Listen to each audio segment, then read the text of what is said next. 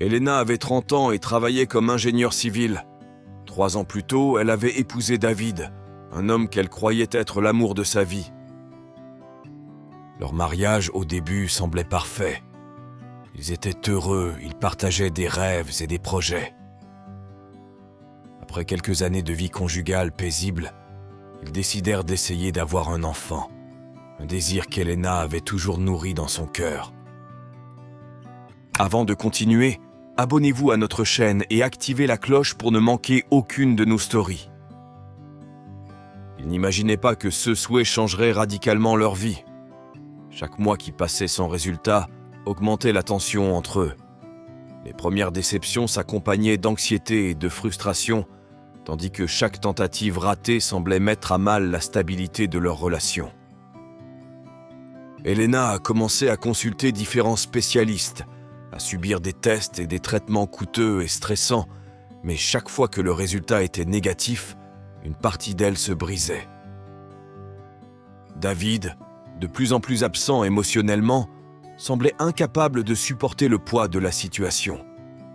Au début, il essaya de la consoler, mais avec le temps, son attention s'estompa. « Devrions-nous réessayer ce soir ?»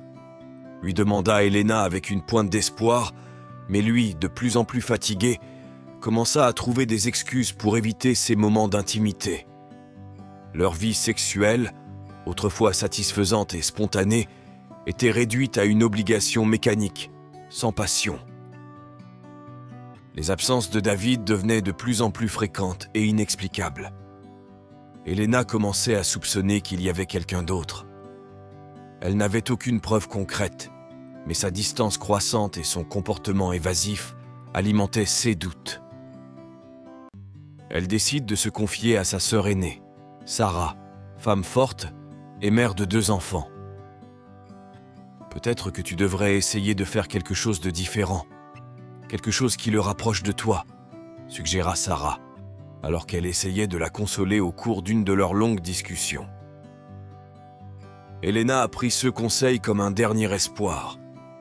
Ce soir-là, le cœur lourd mais déterminé, elle enfile une robe élégante et tente de créer une atmosphère romantique, espérant raviver leur intimité.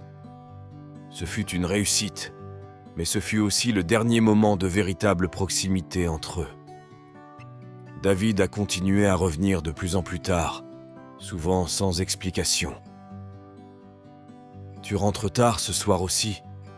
lui demanda Elena d'une voix fatiguée. « Oui, va dormir sans moi », répondait-il froidement.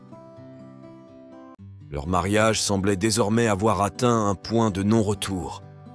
L'espoir d'une grossesse qui pourrait résoudre les problèmes s'est avéré de plus en plus vain. Elena, de plus en plus seule, trouva du réconfort auprès de sa famille. Sarah lui rendait souvent visite, lui apportant de la nourriture et un soutien émotionnel. « Tu n'es pas obligé de tout faire seul », lui répéta-t-il, essayant d'apaiser sa douleur. Un jour, David, qui semblait désormais complètement distant, fit quelque chose qu'Elena n'aurait jamais imaginé. Lors d'une de leurs rares disputes, il l'a accusée d'infidélité. « As-tu vu quelqu'un d'autre ?» lui demanda-t-il soudainement. Elena était sans voix. « Qui diable pourrais-je voir ? Je suis toujours seule ici à la maison », a-t-elle répondu choquée. Ces paroles ne semblaient cependant avoir aucun effet sur David. La situation s'est aggravée lorsque, après des mois de tentatives infructueuses, Elena a finalement découvert qu'elle était enceinte. Le jour de l'accouchement, David était au travail et les parents d'Elena l'ont accompagnée à l'hôpital. Après un travail difficile et douloureux, leur enfant Matteo est né.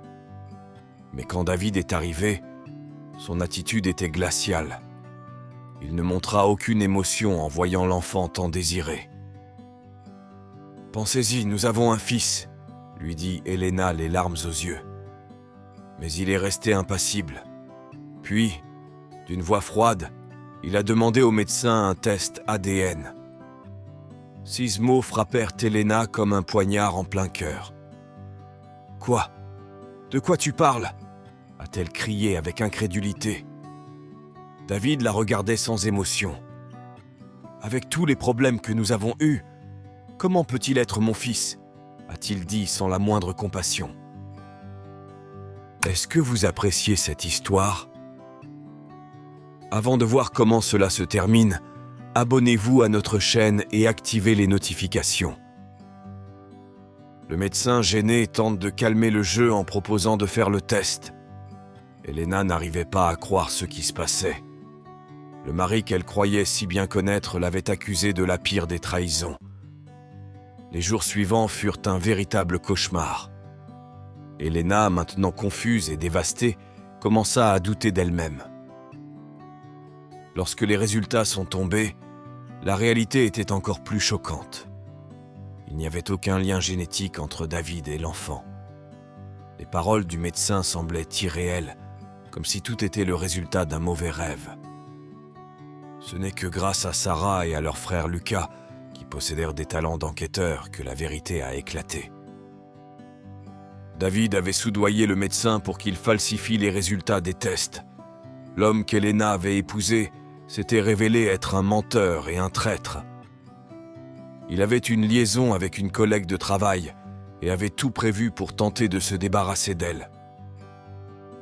Elena a décidé d'agir. Avec l'aide d'un avocat, il a affronté David au tribunal. Il a demandé avec arrogance le divorce et une pension alimentaire, mais Elena et son avocat disposaient de toutes les preuves nécessaires pour le coincer. Elle a obtenu le divorce et la garde exclusive de Matteo. À partir de ce moment, David a quitté sa vie, même s'il a continué à la compliquer avec des menaces et des poursuites judiciaires. Lucas et Sarah ont été d'un soutien fondamental pendant cette période difficile. Chaque fois que David essayait de la tourmenter, Elena trouvait la force de résister, grâce également à leur aide.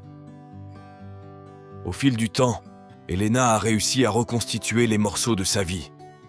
Il trouve un nouvel emploi dans une prestigieuse société d'ingénierie et se concentre sur Matteo, essayant de lui donner tout l'amour qu'il mérite. Chaque jour avec lui était une nouvelle découverte, une joie qui apaisait les blessures du passé. Un jour, lors d'une promenade dans le parc, Elena rencontre Andrea, une vieille amie d'enfance. Ils avaient perdu contact depuis des années, mais leur lien semblait toujours intact.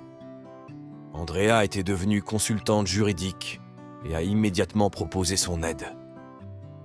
Avec son soutien, Elena a réussi à résoudre les derniers problèmes juridiques avec David et à construire une nouvelle vie pour elle et Matteo.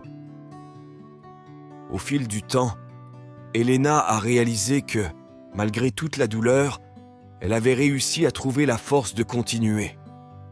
Grâce à sa famille et aux personnes qui l'ont accompagnée, elle a réussi à transformer une situation de désespoir en une nouvelle possibilité de bonheur. Et vous, qu'auriez-vous fait à la place d'Elena? Écrivez-le dans les commentaires ci-dessous.